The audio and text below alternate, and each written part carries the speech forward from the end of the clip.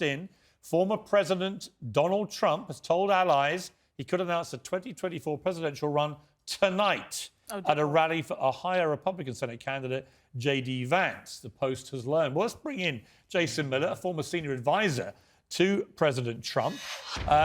Jason, welcome to the programme. Great to have you on. Huge anticipation that Donald Trump may even announce as early as tonight he's going to run again. My guess is he will run again pretty much whatever happens in the midterms, short of every candidate he's promoted losing, which I think is unlikely. Let me ask you a question, though. You work closely with the man. Is it a good thing for America if Donald Trump runs again with a 50-50 chance perhaps of winning the White House again? Well, I'm obviously a Trump partisan. I worked for him in both 2016 and 2020, and so I very much want to see Trump come back in 2024. I think what we've seen in the U.S. with the economy going downhill, with the inflation, all the things that everybody realizes and why that we're going to have this tidal wave of an election tomorrow, that's all part of the reason why I want to see President Trump come back. But I think more importantly, Piers, on the global stage, when you have a weak American democracy, a weak leadership in the White House, it reverberates all the way across the world, and you see the rise of Russia, the rise of China, and all the bad guys don't have anyone to push back on them. There's a very interesting moment this week, I thought, when the rising Republican star is the Florida governor, Ron DeSantis, expected to get easily re-elected in the midterms. And Trump suddenly, who's been, sort of not saying anything publicly, but knifing him privately, suddenly did it publicly. Let's take a look. Let's see. There it is. Trump at 71. Ron DeSanctimonious at 10%.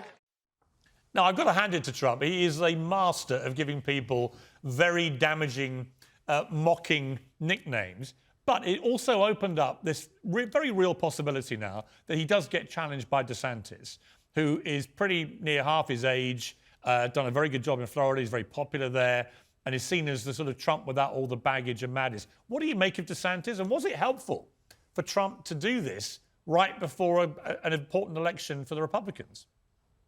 Yeah, great question. So in a conventional lens, if you look through this, it would make no sense to go after Ron DeSantis now. Right before an election, DeSantis is going to win in a landslide in Florida, help carry a number of the Republicans across the finish line.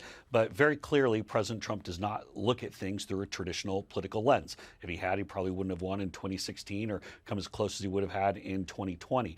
I think President Trump clearly is thinking about DeSantis, knows that DeSantis is likely to challenge him, even in a Republican primary if Trump says that he's running. And so he decided that heading into Tuesday, he's going to throw a little love tap, as they'd say here in New York, at Governor DeSantis. So it caught a lot of people off guard. They're upset by it. But clearly, President Trump's looking ahead to 2024. President Biden, I mean, I would imagine if you're the Republicans, the words you're praying for are, I'm running again, because Biden looks half gaga.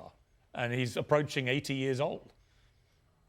Yeah, and there's a counterintuitive point here in that Trump announcing early could also force Joe Biden to announce early. Keep in mind, Biden's only real value proposition is that he defeated President Trump in 2020. A lot of Democrats do not want Joe Biden running in 2024. They want him to step aside, let in someone else like a Gavin Newsom or Gretchen Whitmer or one of the other governors around the country. So if Trump announces early, then you get Biden early, it might lock him in.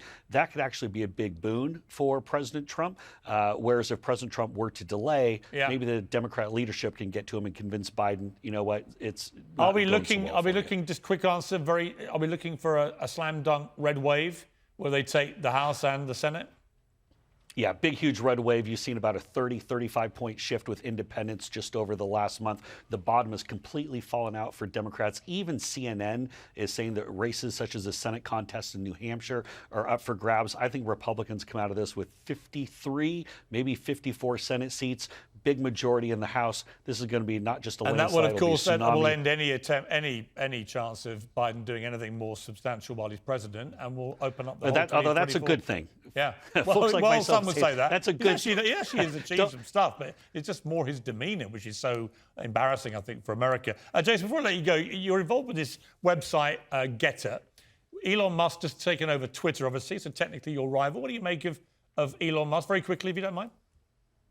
Yeah, obviously, Elon Musk is a rival now that he's the head of Twitter, but you have to support what he's trying to do, try to bring some normalcy to Twitter, an organization that's gone very far to the left end, a lot of political discrimination. Of course, the election in 2020 and the Hunter Biden laptop. I have to support him there. Piers, I don't think the culture at Twitter can be changed. That's the only reason why platforms like Getter and others. Jason, I've got to leave it there. Thank you very much. I agree with you. It's going to be very difficult. If anyone can do it, it'll be a genius like Musk. Jason, thank you very much.